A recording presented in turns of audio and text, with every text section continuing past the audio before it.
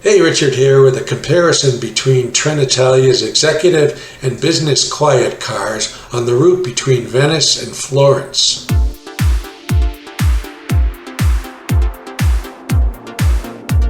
My wife and I booked seats on the executive car for a weekday trip from Venice to Florence. The executive car, also referred to as the VIP car, is the highest class of service on the line. The car has 8 seats, an enclosed meeting room, and full meal and drink service. We booked through the Italia Rail website, which is very easy to use.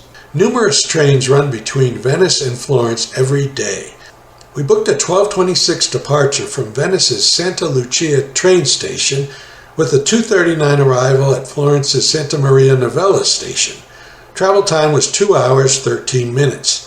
The total price came to just under $350, or $175 per person. The 12:36 departure is convenient because it gives you time to check out of your hotel and travel to Venice's Santa Lucia station, a bustling spot on the west side of the city. The Vaporetto public water taxi stops there, but we decided to book a private water taxi from a stop near our hotel. At €70, it's pricey, but it's considerably faster, and we didn't feel like jostling for space on the public taxi with our big suitcases in tow. Executive car ticket holders have access to the Trenitalia lounge at Santa Lucia station. When you enter the station, go to the left and you'll find it on a corner just before the platforms. We encountered a glitch here as the QR code on our tickets did not open the door to the lounge. I tried the code on my phone and my printed copy of the ticket, and neither worked. Fortunately, a guy exited the lounge as we were trying to figure out a way to get in, so we just slipped in through the open door. There was an attendant there who checked our tickets, and then we hung out for about 20 minutes. The lounge has snacks, waters, and a coffee machine. There are a couple of electronic signs inside with information on the departing trains. A word of advice: use the departure time and train number rather than your destination when looking for the correct platform on the board. For example, we were headed to Florence, but our train had a different destination listed on it. So stick with the departure time and train number and ask the attendant in the lounge if you have any questions. We were in seats 1A and 2A of car number 2. The train came into the station backwards, so the higher number cars were at the far end of the platform, leaving us with a long walk to get to our car. Our car had a luggage rack right by the door, with room for about 3 large suitcases on each of the 2 levels. There's also plenty of overhead storage, but it's difficult to lift a heavy suitcase and squish it into that space. So I would recommend putting your large suitcases in the rack by the door and then using the overhead storage for smaller items of luggage. The executive car has 8 seats. There were only 2 other people on it besides my wife and I. In researching this train, I was under the impression that these seats could be rotated to face in either direction, but that turned out not to be the case. In my seat, I ended up facing a stranger, though not very closely. So I ended up moving to a seat across the aisle from my wife's. It turned out not to be a problem as no one else got on the train at any of the stops on the way to Florence. Still, if you're traveling with another person, I would recommend you book seats across the aisle from each other rather than back to back. The seat was comfortable with lots of legroom. The recline controls were simple and easy to use. There's a couple of USB ports and a tray table stowed in the armrest. We pulled out of Santa Lucia station on time and then crossed the lagoon to the mainland. Shortly after departure, the attendant dropped off the food and drink menus. I was really impressed with the breadth of these menus. It's quite a bit more variety than you'd see on, say, the first class or business class cabin of an airplane. Among the options were sandwiches, pasta, panini, a charcuterie board, and sea bass.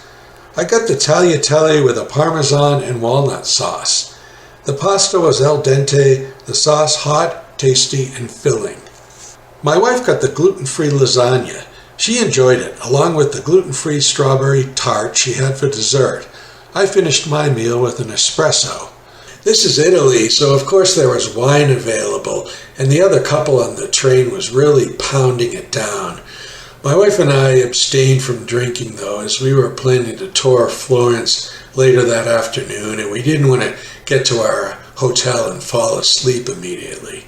Service from the attendant on the car was perfunctory. She gave us the menu, served our food, and bussed the tables, and then she kind of ghosted us. I'm sure the service varies based on the individual attendant, but just bear in mind, you might have to ask for dessert, drinks, and coffee. The train route takes you east to the old university town of Padua, and then south to Bologna before reaching Florence. There are several stops along the way. The scenery was a mixed bag, with some dramatic hills outside of Padua before long stretches of tunnels around Bologna that continued much of the way to Florence. We pulled into Santa Maria Novella, Florence's main train station, on time. Our car was at the front of the platform, so it was only a short walk to the station and then out to the taxi stand.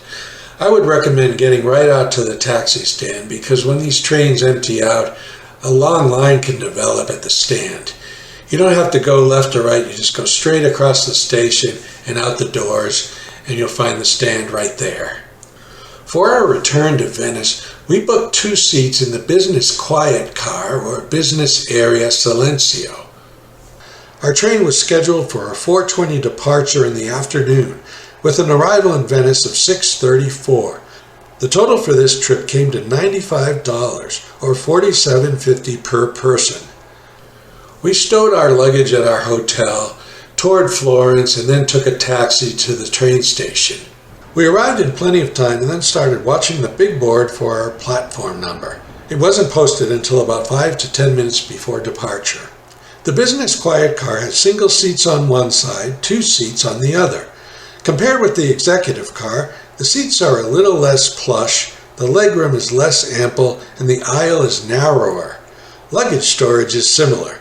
There's a rack by the door and overhead storage. There's also some space on the floor between the seats. We sat in seats 3D and 4D, 2 seats facing each other on the single seat side. I would recommend this arrangement for couples. So did the quiet car live up to its name? Mostly. The woman behind me talked on her cell phone for about 10 minutes after we left the station. Otherwise, it was quiet and free of cell phone chatter. The bathrooms are close by and serviceable, a little bigger than the ones you find on airplanes. The biggest difference between the 2 classes was the food. Shortly after we left Florence, an attendant rolled a snack cart through. Last year, when we took trains between Rome and Florence, they handed out bagged snacks like chips and cookies. This time, the server put out boxed snacks. Inside was a chocolate cookie and a curry and bacon focaccia. The focaccia was not good. It was basically a dry roll with some rubbery hunks of bacon in it. Suffice it to say, the food in the business quiet car was a big step down from that of the executive car.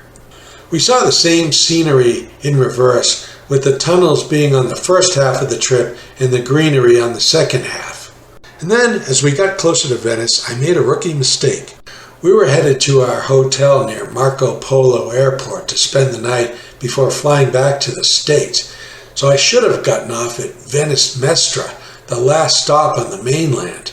Instead, I stayed on and continued across the lagoon to Santa Lucia station, and then had to get a taxi and cross back over the lagoon to get to the hotel. Not a big deal, except that getting to the taxi stand from Santa Lucia station requires crossing a big arched bridge that's crowded with people. For me, dragging these 2 heavy suitcases across the bridge felt like one of the labors of Hercules. On the other side is Piazzale Roma, where you get the cabs and buses. Moral of the story, if you're going to Marco Polo Airport or a hotel near the airport, be sure to get off at Venice Mestra station rather than staying on to Santa Lucia. In summary, I'm glad we tried the executive car, but I don't think it's worth the extra $100+ over the business quiet car. My wife might disagree. She was disappointed I didn't book the executive car for the return trip to Venice, which brings up the point that if you're going to split up the trip, maybe save the executive car for the return trip. That way you can experience the business quiet car and then have the more luxurious trip for the way back. Even so, the price for the executive car is pretty high for a trip that's only 2 hours and change. Try it for the experience. Try it if you want to have a nice meal on your return trip. Otherwise, the business quiet car is a terrific option. Hope this helps. Thanks for watching.